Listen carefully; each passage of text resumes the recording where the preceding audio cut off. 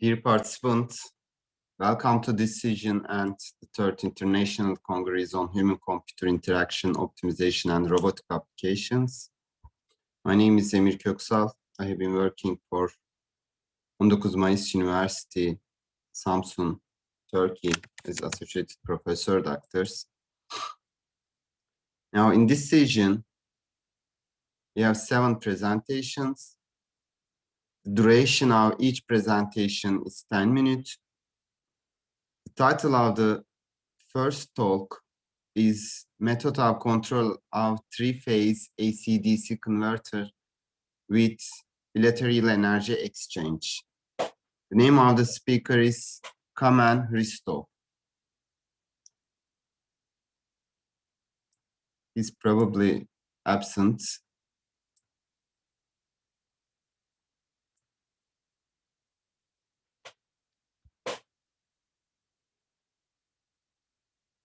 Okay, we continue from the second speaker. Hello, I'm here. Hello, my name is Kamen Christoph, and I'm. Okay. Okay. Shall we begin? Sure, you can start. Okay. So hello everyone. My name is Kamen Christoph. I work in for Technical University of Sofia as an assistant professor. The topic of my report is we have set methods of control of three-phase AC-DC converter with two-way exchange of energy, or bilateral. So in this report, I have examined few main problems for the power converters. One of them is the power factor correction and the possible losses. So with these three-phase converters, we have relay regulators which are operating the capacitor battery. And in the case where the capacitor is fully loaded, the power bridges are turning off, and the returning of energy is in fact. In the simulations is shown the moment where the energy exchange begins, but still we'll get to this. Firstly,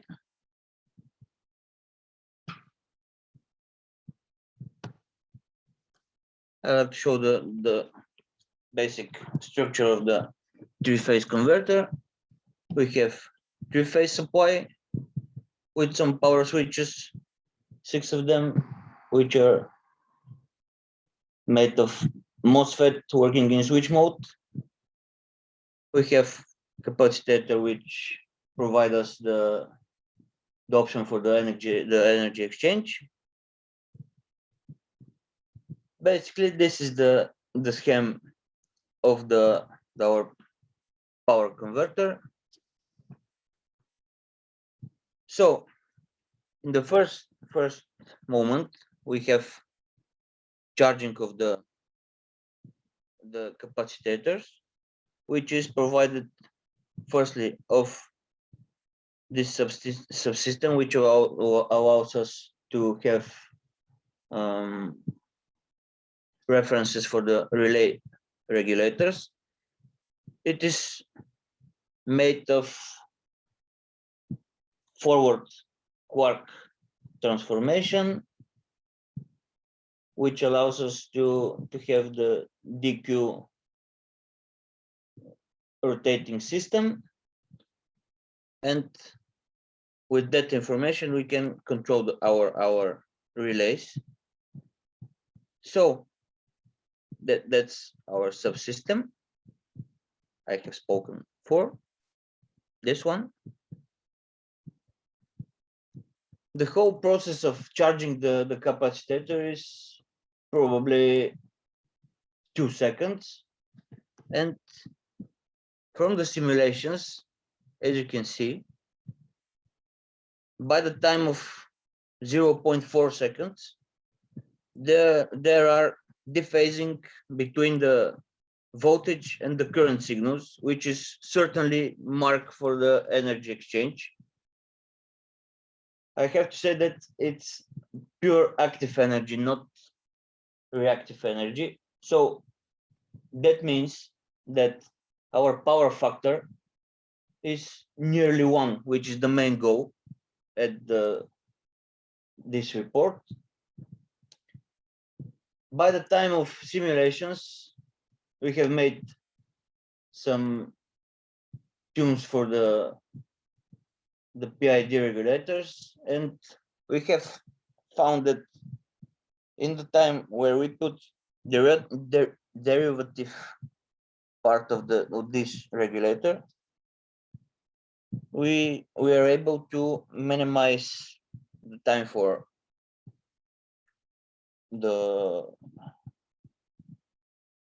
charging of the capacitor, and also overregulation is very low by providing the derivative settings.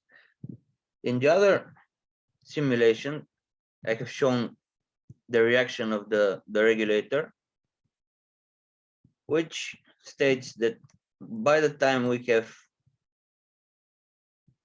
returning of the energy, the regulator sets to 0, which basically describes the aim of the regulator. So how can I say? When there is some higher reference for the supply, and we are in need to return energy, so there, with the correct settings of the regulators, not only the PID but the relay regulators, we can keep our system in balance, which is the other basic goal for this type of research. Most of all, we have focused for the power factor correction, which I have stated, and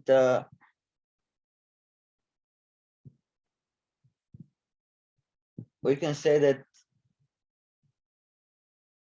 when the power factor correction is nearly 1, so there are no losses, we are satisfied with that achievement. So basically that's all. That were the main things that I have made, and I would like to point. Thank you for attention. I try to be as brief as I can.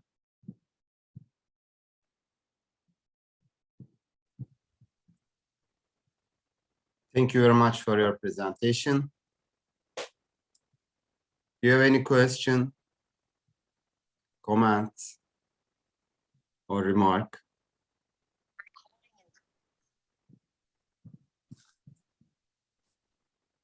No question. Thanks again for your presentation.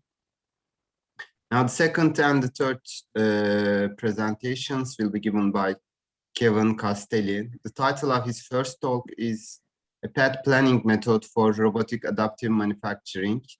The title of the third talk is Mechanical Design and Development of a Continuous Rotational Variable Stiffness Actuator.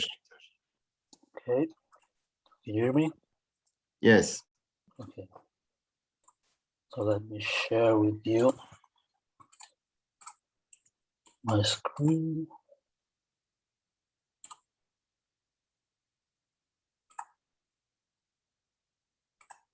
Okay, first one, it's about a path planning method for robotic additive manufacturing.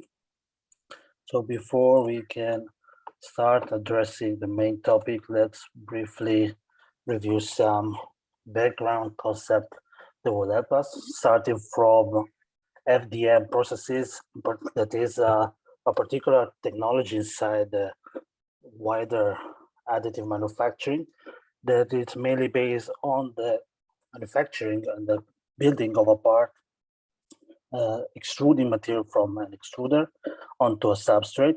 And therefore, we can see that the machines that we can use for this particular kind of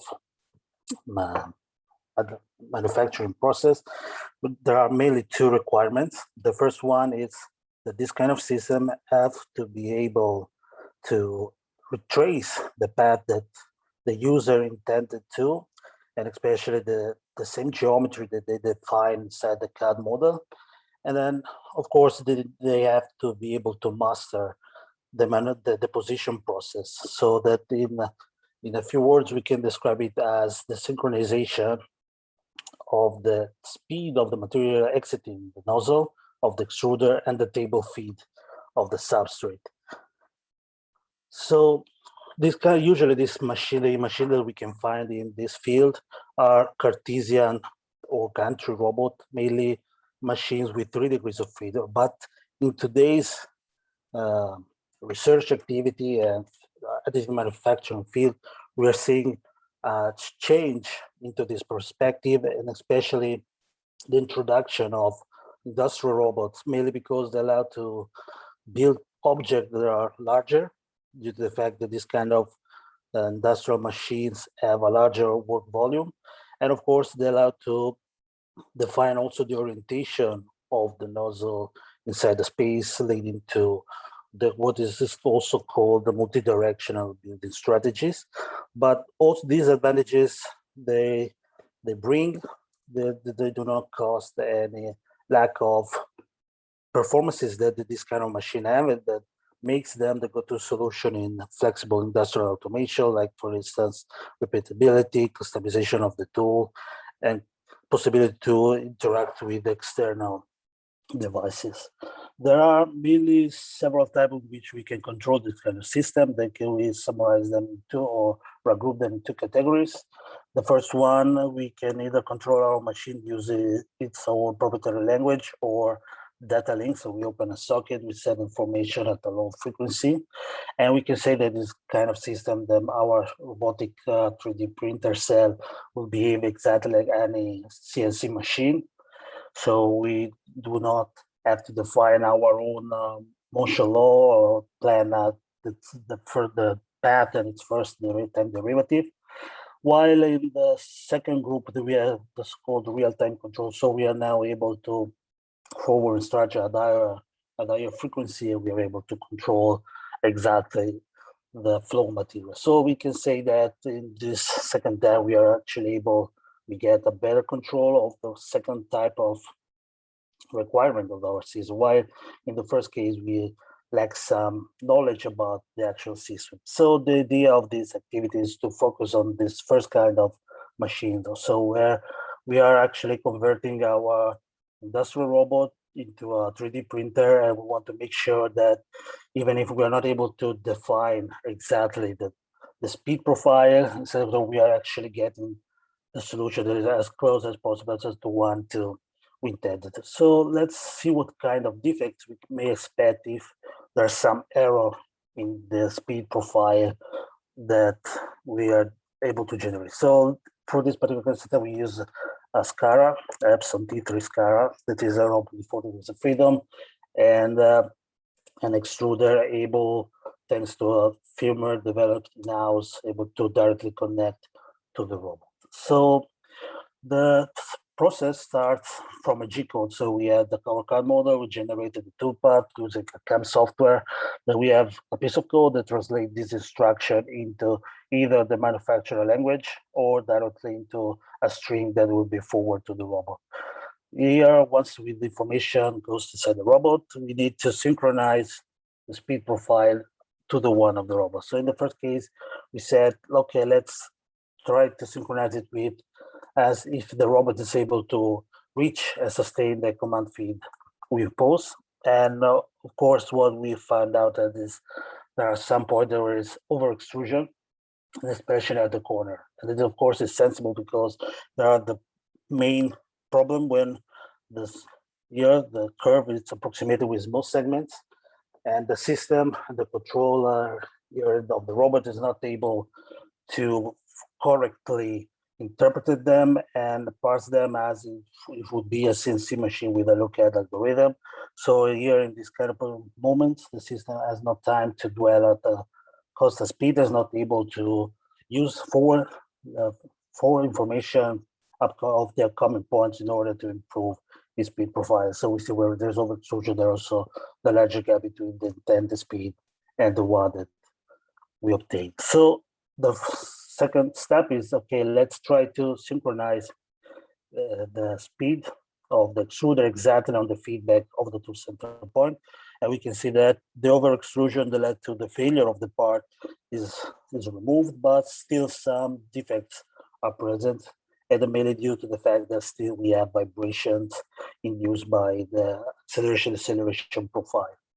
So in order to overcome this, we need to further improve our translation from the G code to the machine instruction. And of course, we have seen that this kind of problem is related to where we have a corner approximation of a curve, or in general speaking, of a nonlinear curve. And from a simple test or trivial test, we saw that by simply changing, starting from a linear approximation of the path towards an approximation using other primitives available inside the controller, like for instance, the arch movement or move it along a circular path, we can see that actually we are able to yield exactly the speed profile that we intended, and only we have just a small speed variation, mainly due to the fact that we still need to impose a different shape and contain the overall acceleration inside our system. So a post-processor was coded in order to translate the G code into machine structure, accounting both for linear movement and arch movement. And the system not only has to be able to detect if 3 points or points that it's leading forward, they belong to a circular path, but if they do indeed represent a circular arch. Like for instance, there might be some trivial point that might resemble to be on a circle, but they're just part of infield process, and they should not be interpreted as arch circular. And then of course there are other issues that are related strongly to the type of the brand of the robot, and there are the point B and C. The first point B is the one related to the fact that the robot is not able to execute a full circle, so the system, the post processor needs to split it into halves, so add additional points along the curve in order to allow the system to be able to execute the first circle. And then the last part that the system needs to be aware, it's what is the minimum distance between the three characteristic points of the starting point, the middle point, the finish point, so that our system, our controller is not perceiving them as belonging on a straight line, thus going into halt and error. So here we can see the results of the post-processor for some generic components, and of course the one that we use as an initial case. And of course we can see that where we had the over extrusion is exactly the point where our system had the arch movement. So, and of course we have the same results for other complex shape in order to test the behavior of the post-processor. So here we can see the results, and what it's I want to highlight is the fact that the defects that we can see are not related to the fact that we are using an industrial robot, but we are actually we see the defect that are characteristic of machine 3D printers, like for instance, leaking nozzle or layer approximation of small cylinder manufacturing. So thank you. If you have any questions about this first paper. Do you have any questions? Comments or remark? No question. Okay. I can move to the second one. Second, okay. So in this second, should be able to see, right? Yes. In the second paper, our team at the University of Pavia worked on the development of a continuous rotation variable stiffness actuator. So we are witnessing in today's industry policy a shift from robots that are intended for high manufacturing level, high throughput, towards robots that are able to collaborate and cooperate side by side with a human person in order to achieve and to improve the overall flexibility of the manufacturing cell.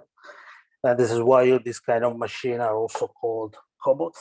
But in order to be able to collaborate with a human being, these kind of machines need to be able to be aware of the environment and how they interact with the environment, and to reduce the effect the fact that they're being there, it's perceived by the environment. So this kind of machine usually feature particular type of actuators at their joints, and due to the fact that this kind of joint needs to be aware of the torque exchange, but also in some cases for particular kind of application, be aware of being able, to control the energy that they might transfer in case of an impact. So among the family of possible type of actuators, there's the family of variable stiffness actuator. So in this particular kind of case, we have a compliant element between the classic rigid actuator. Usually we can have a rigid actuator control it a link, but in this particular kind of system, since we want to be able to measure torque while being able to buffer some energy in case of a collision, we add a compliant element like a spring. And in this particular kind of actuators, we also want to be able to control the stiffness. So maybe we want to have our system particularly stiff or rigid in some kind of application. Maybe we once we want to pick an object, or we have to insert some components. But then once we are actually moving freely in the work cell, inside the cell, where another human being will be present, then of course we want to make the system less stiff, and so more elastic, so to be able to reduce the energy that will transmit to the other person.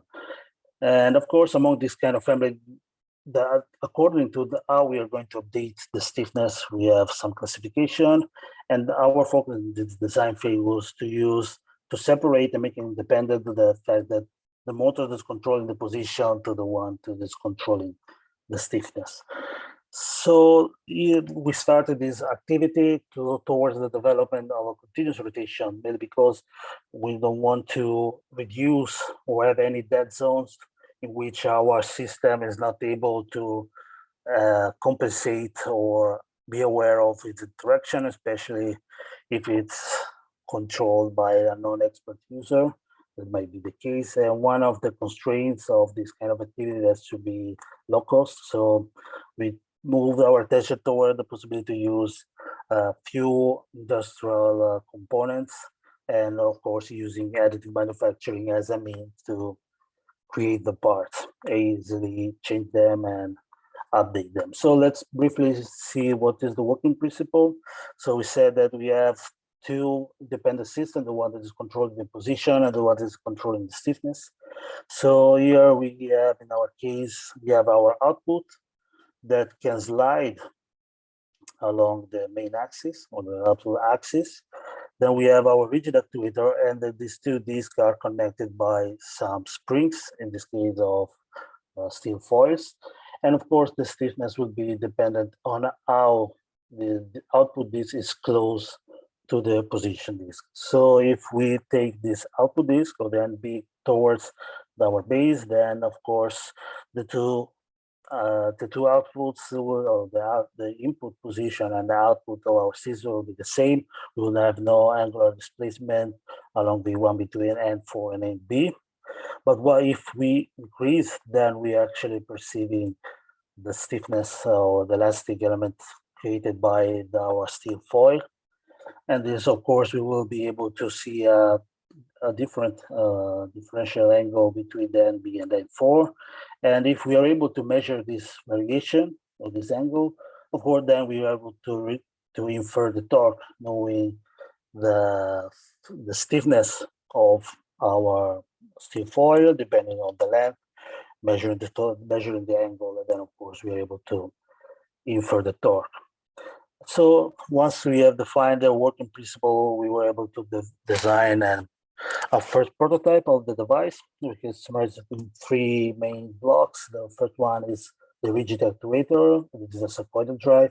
Then, of course, we have the spring system and the linear drive in order to update the stiffness. So with the selection of the circular drive through among all the speed reducing, mainly due to the fact that it has higher torque, while still be able to manufacture it using additive manufacturing. Because in case of an harmonic drive, then of course we'll have flexible elements and will require or either some industrial components or some special materials that might be not available to the end user. So the idea is to use common technologies and material. Then of course we have the spring system that is to be able to transmit the motion from the input, from the position drive to the output, while still be able to to adjust to the fact that we might change the position of the 2 discs. And of course, we have a linear drive that is a timing belt connected to a conveyor and a small servo motor. Once the prototype was completed, we moved towards some basic example on control using ROS and other low-cost hardware and software. And here we can see some example of the device. So the first case that we tested was rigid behavior. So we put the output disk close to our positioning disk or our Skoda drive and see how the system behaves. We can see that when it connects to the bottle and impacts it, just throw it on the ground, as could be expected. But if we take the output disk far away from our position drive, then well, we can see that we are able to measure the torque exchange with the environment by measuring the differential angle between the output disk and the input disk. And if we met that there's a threshold that is crossed, then the controller halts the movement. But there is also the possibility that the end user is actually enforcing a motion on the robot or our joint. So we need to be able to protect our device from this kind of interference. As here we have an example where we have the object that is moving towards our system, and in this case, measuring the torque exchange, the driver and the controller start the motion in order to reduce the torque, and so being actually protecting our system from what could be failure. So thank you. If there are any questions.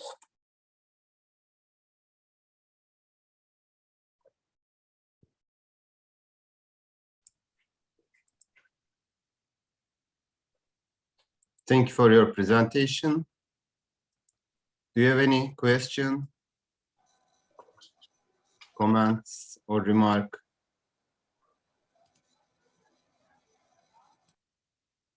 Thanks again for your presentation. Thank you.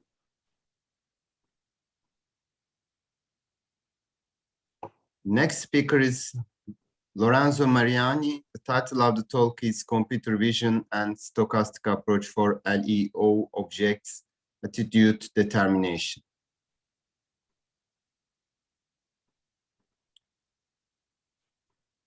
Lorenzo?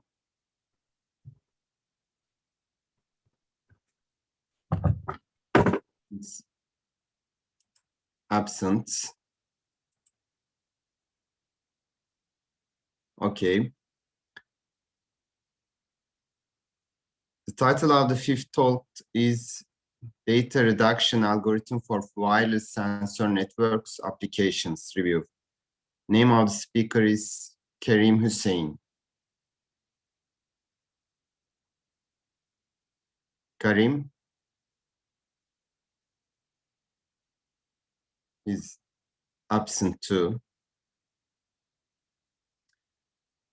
Okay, the last two presentations will be given by Marin Zilewski. The title of the first talk is Study of Energy Efficiency in a Class of CNC Machine Tools. And last talk is Design of an Automated Car Washing System with Verilog HDL. Thank you.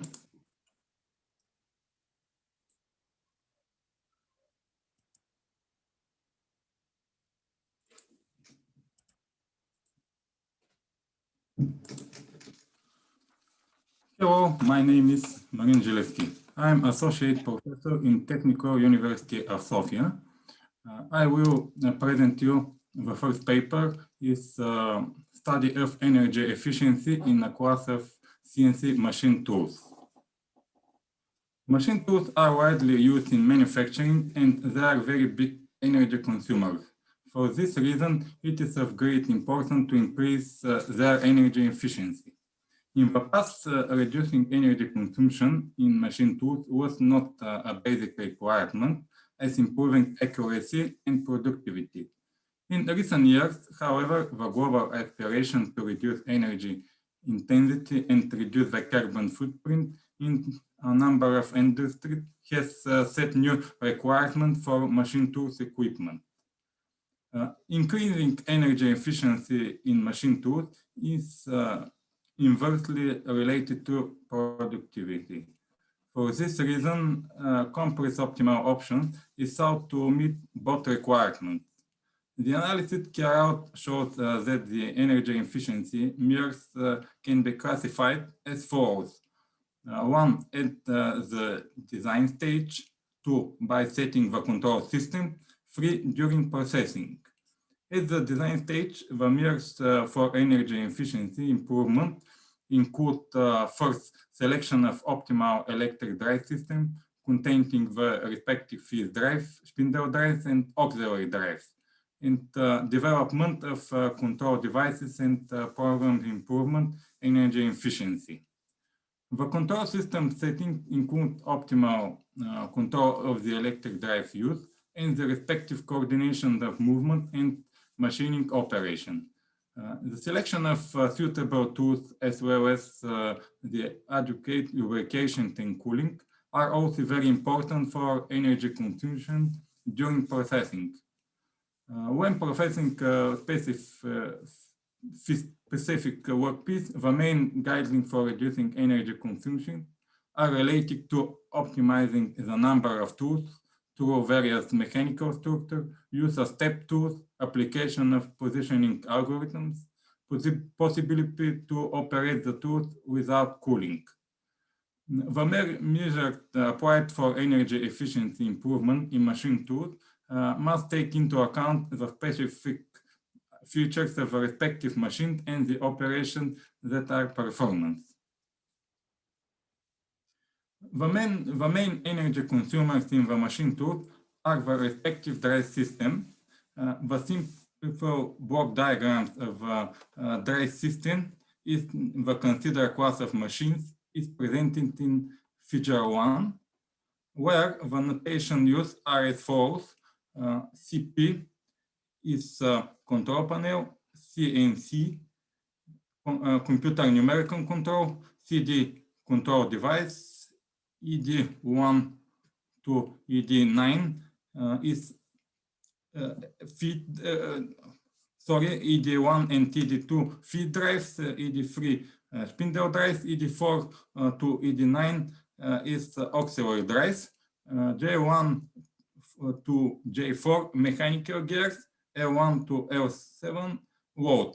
The chuck and the tailstock are driven by a hydraulic subsystem for the study class of turning machine. When selecting the electric drives, a number of structures should be analyzed in order to choose the optimal option. For example, figure 2 shows some version with a permanent magnet synchronous motor that differ in price and energy efficiency.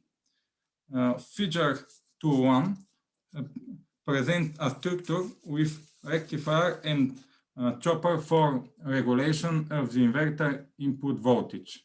Figure 2b shows a scheme in which a resistor is provided for regenerative braking, and the structure of figure 2c is preferred in case of frequent change of the operation regime because it provides energy return to the power supply.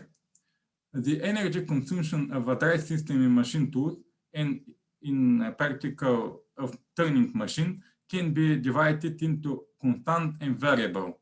The constant energy consumption is determined for the period in which the machine is turned on without the process of machining. It depends on the optimal choice and setting of the electric drive system, developed ladder diagrams, and other factors.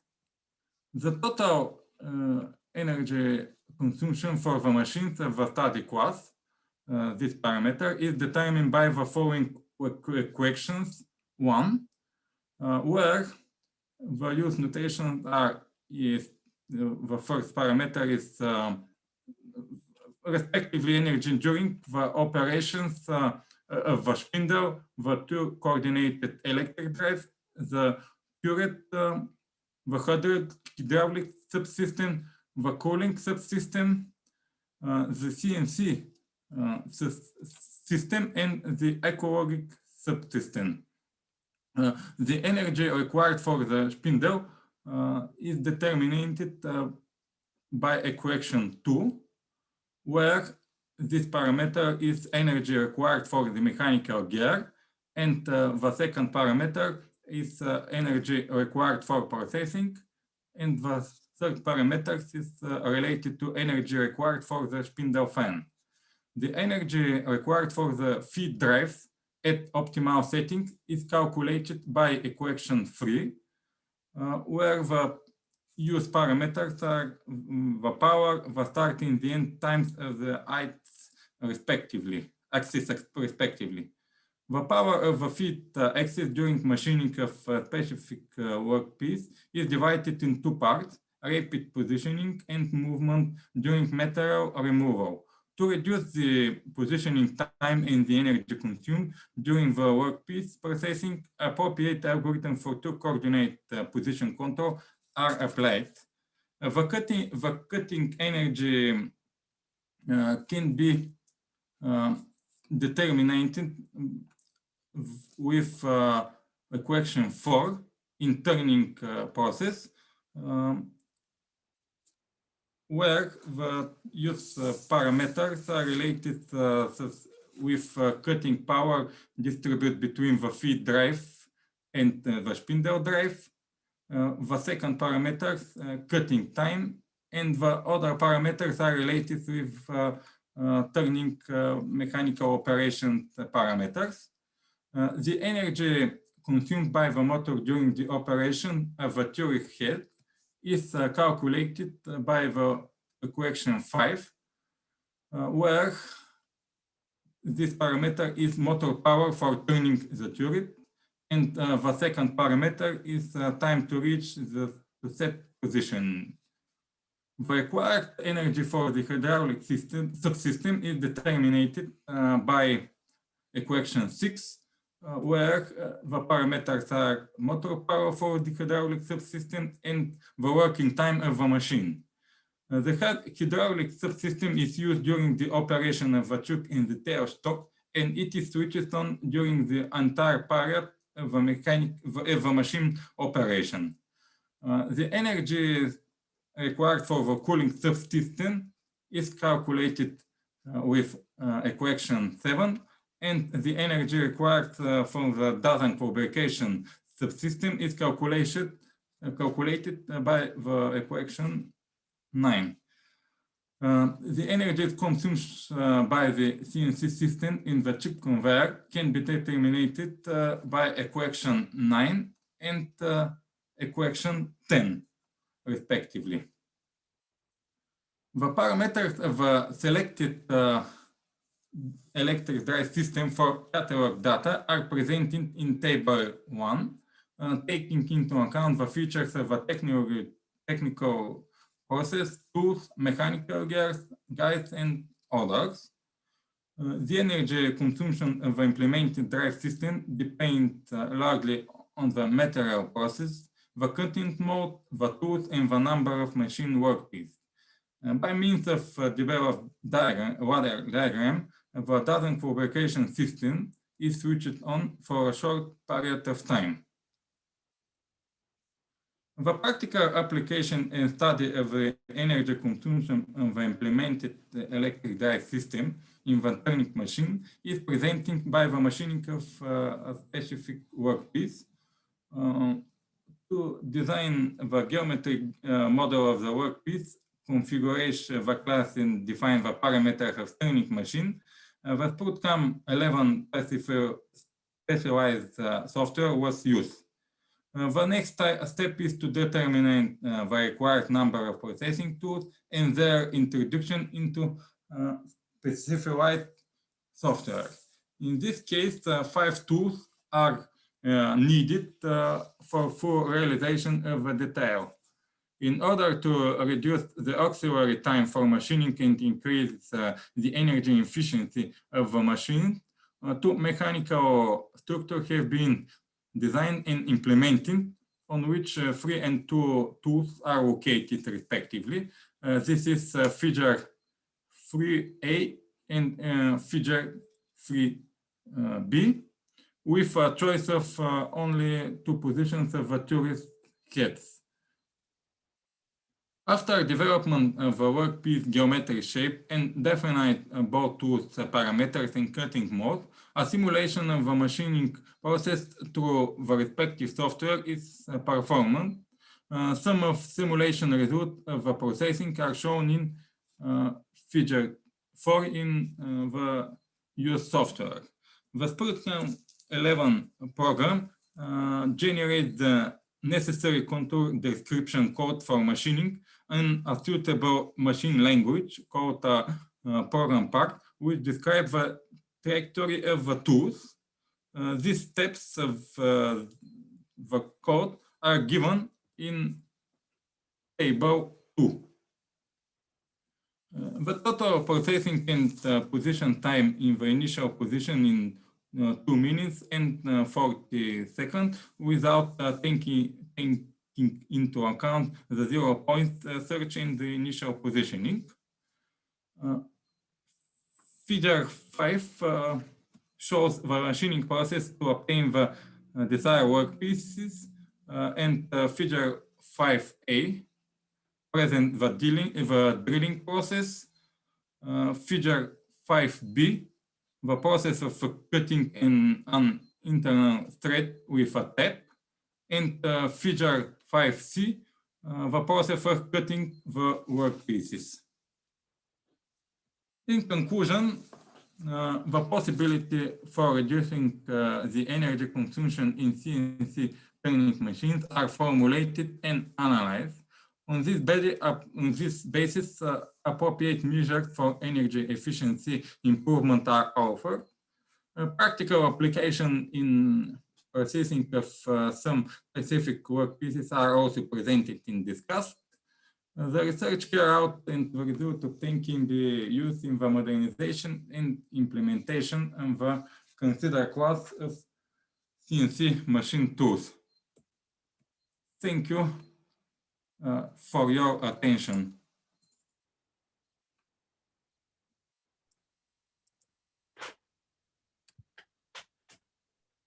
Do you have any question?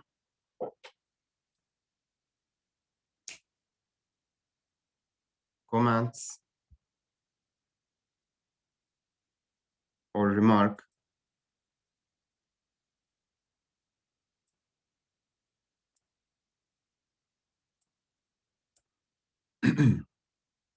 No questions? Thank you very much for your presentation.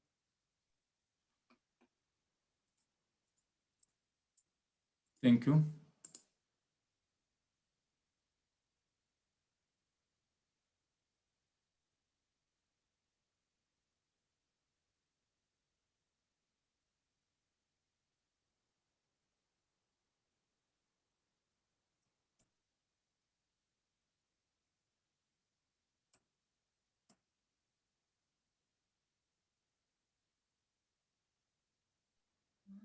The next paper, or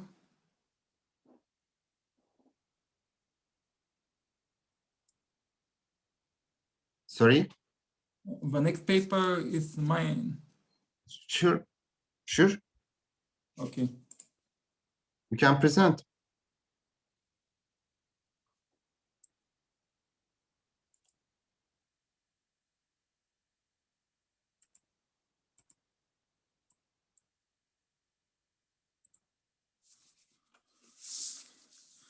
The second paper is related of design of an automated car washing system with VROOM HDL.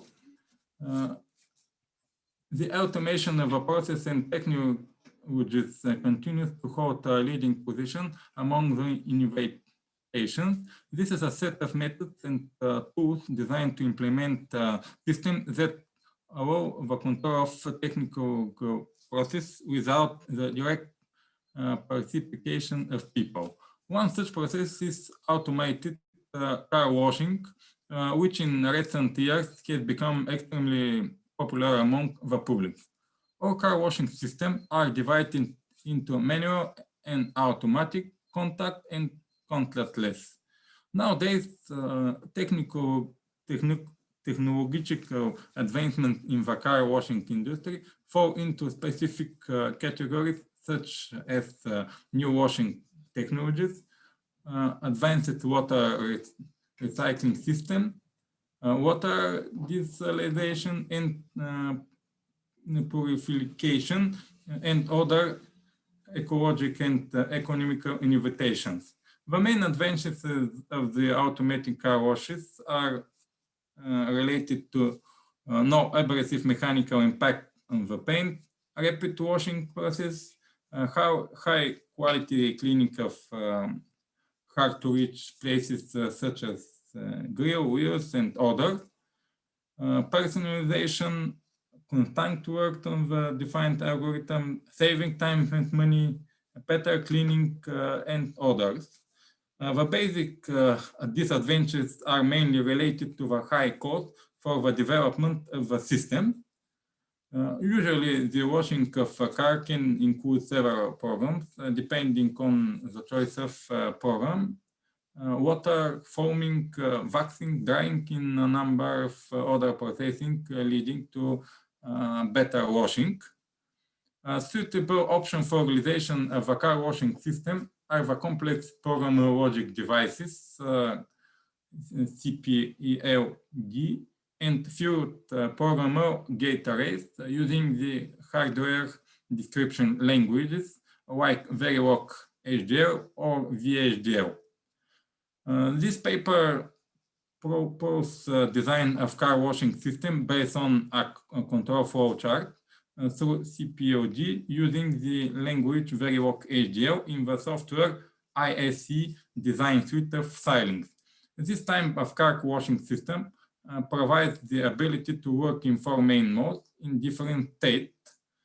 The obtained simulation results in VROOM test fixtures for the different options prove the functionality of the design system. The working regime of the car washing system includes 4 different options, and there are VIP, extra foam, standard, low cost, and every new set regime must be stopped before the next one. Figure 1 presents a control flow chart of car washing system with a 4th working regime in the different states. The ready block here, the ready block checks for the presence of alarms, user input, the presence of foam, wax, and odors. The states that will need to be activated for the individual mode are foam, water, wax, dry, and finish. In foaming state, the car wash system feeds foam through the nozzles located around the entire car and ensures complete coverage of the car. In washing state, all other conditions are stopped and clean water is supplied to the nozzles. In waxing condition, wax is applied to the nozzles and the vehicle is sprayed. In draining state, the system activated the blow valves for a short period of time until the vehicle is dry. After the process finishing for almost is done, a short time is set to switch the system to the beginning state. On the basis of the developed control for chart in figure 1, the design program is successfully synthesized and implemented in the ISC design suite software of Xilinx through VROOM HDL language. The selected development kit in the design is Core Runner 2 CPLG.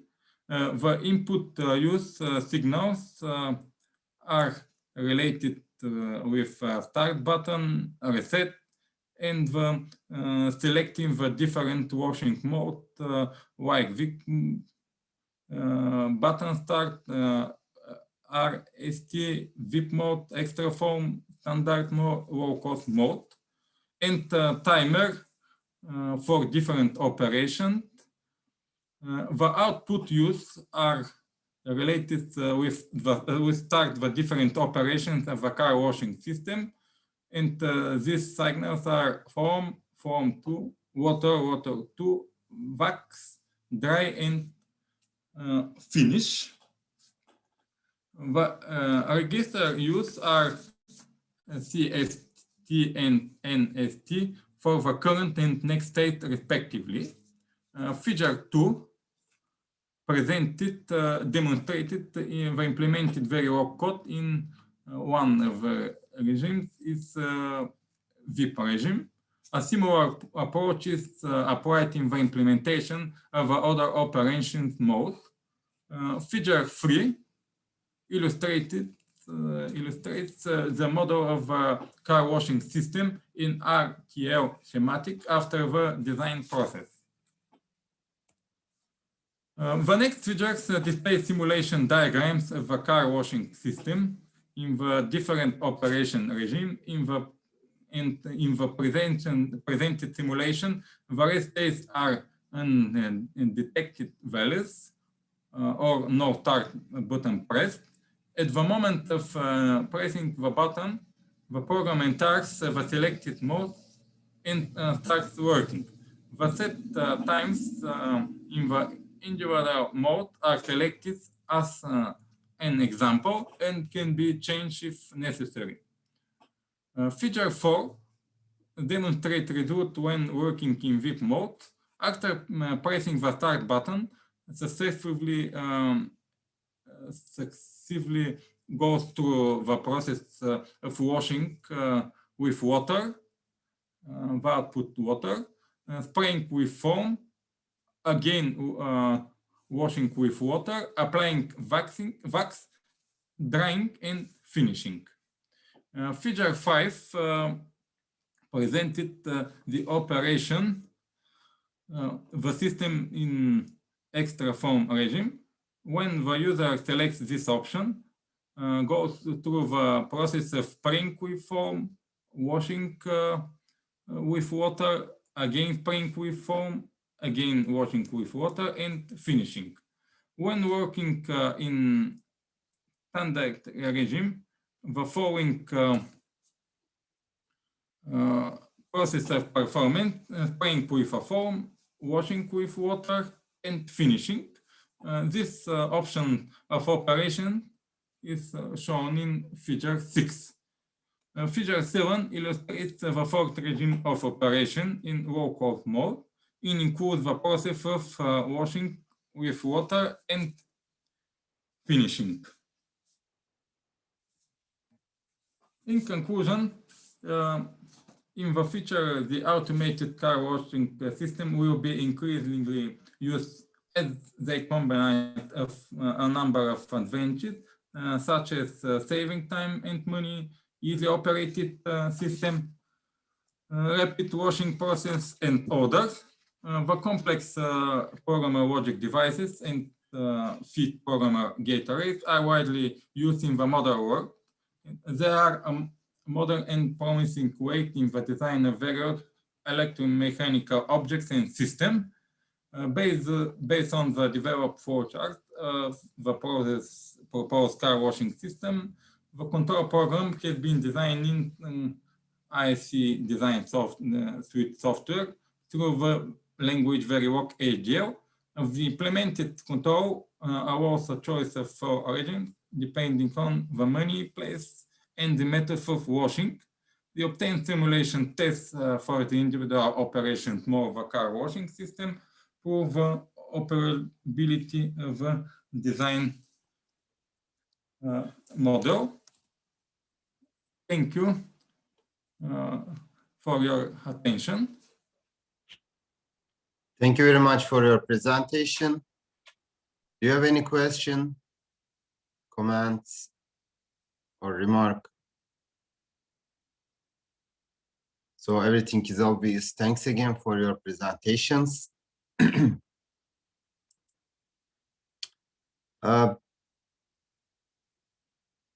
So we complete this session, but because of the fact that one of the speakers in the previous session yesterday has not been able to connect, and he couldn't give a presentation yesterday, so that right now Mr. Amal will give his presentation in this session,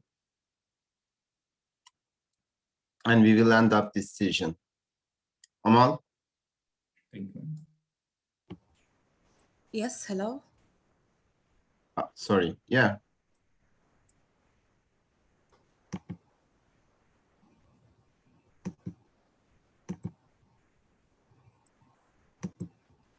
Can you see my screen? Yes, yes. Good.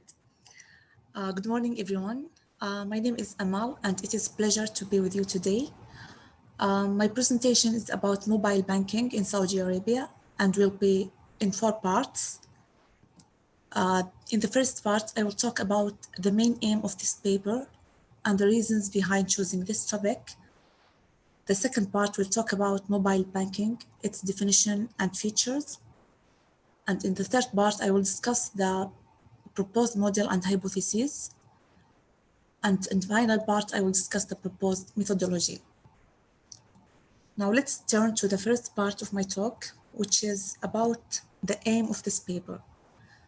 Mobile industry is a unique platform for delivering mobile network-based social and financial services, and mobile banking is the best and last channel that provides value-added services anytime and everywhere with less effort, time, and money.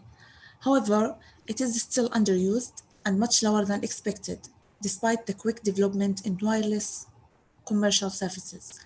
Accordingly, studying the factor that might affect its use is a necessity for both society and individuals. So this paper aims to explore the factors that prevent mobile banking from being adopted and to promote its acceptance and use in Saudi Arabia as a developing nation. So now we come to the next point, which is mobile banking. What is mobile banking? According to Suaranta 2003, it is the feature that allows customers to execute banking and financial services using telecommunication devices without them being physically present in banks. The feature allows customers to check their accounts, pay bills. They can have account alerts when they get fraud, and they can transfer money through their mobile phones anytime and everywhere.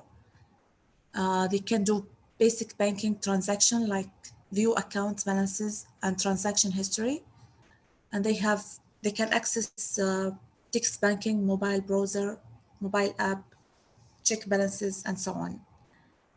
So in addition to ubiquity, mobile banking has contributed to drastically reducing transaction and service fees. Moving to the proposed model and hypothesis. IMBA is a new integrative model for mobile banking adoption. It is an integration of two models, Dillon and McLean Information Success Model and the United Theory of Acceptance and Use of Technology. The first, the UTA, UT2, it was built upon some independent variables such as performance expectancy, effort expectancy, social influence, facilitating condition, hedonic motivation, and habits. And similarly, the ISS model is also driven by independent variables, including system quality, information quality, and service quality. The user satisfaction is a dependent variable impacted by the use, and net benefit is the overall dependent variables of the model. The loyalty is a dependent variable which is impacted by satisfaction. The addition of loyalty in this model is a new feature because both models, ISS model and UTA, UT2, don't consider it as a variable of research. The model is also extended by including 3 more factors, which are perceived trust, perceived privacy, and perceived compatibility. So this study hypothesized that an increase in each of these factors will increase the use of mobile banking, and the use will increase the satisfaction, and increase in satisfaction will increase the loyalty, and of course, net benefits will increase both use and satisfaction. Example of hypotheses: a high level of information quality will increase the use of mobile banking because customer will observe the accuracy, relevancy, and sufficiency of the technology.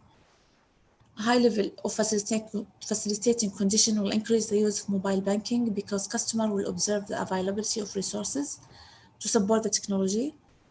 And increase in perceived compatibility will increase the use of mobile banking because customer will understand the technology doesn't contradict their beliefs or cultural values. So the proposed methodology is to validate the proposed model was the 420 self-administrated questionnaire, and it was demonstrated via online link between customers of Saudi mobile banking. All items in the questionnaire reflect the dependent and independent variables. The collected data will be finally analyzed by the 2-stage approach of structural equation modeling, and the study will adopt the numeric data to make it easier to be generalized to the whole Saudi population.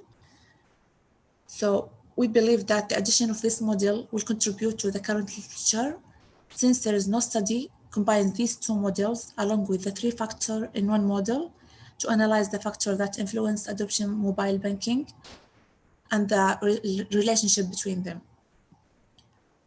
This is all I want to say. Thanks all for listening.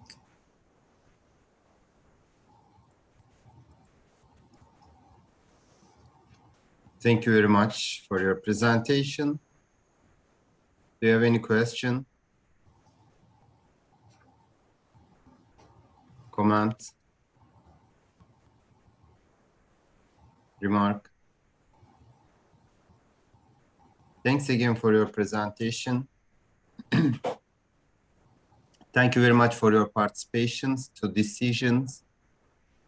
So we will continue the program at 1:30 in another session. Now I'm ending out this session.